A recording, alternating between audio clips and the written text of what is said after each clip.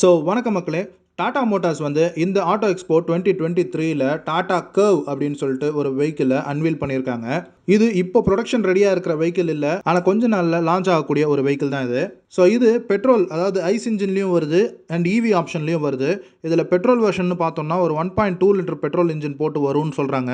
And இதனுடைய tyre size என்னன்னு பார்த்தோம்னா 235/50 R20 யூஸ் பண்ணியிருக்காங்க. பட் இதே டயர் சைஸ் ப்ரொடக்ஷன் வெஹிக்கிளில் வருமானா அது ஒரு பெரிய கேள்விக்குறி தான் சொல்லணும். அண்ட் இதில் சைடில் ஃப்ளஷ் டோர் ஹேண்டில்ஸ் கொடுத்துருக்காங்க.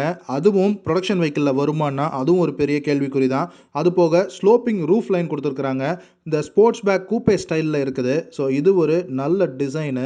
ஸோ இந்த BMW X6ல வர மாதிரியான பேக் போர்ஷன் கொடுத்துருக்காங்க. ஸோ அது வெளியிலேருந்து பார்க்கறதுக்கு ஒரு நல்ல ஒரு ரிச் லுக் கொடுத்தாலும் இன்டீரியரில் ஹெட்ரூமில் நல்ல காம்ப்ரமைஸ் ஆகிருக்கும் அப்படின்னு தான்.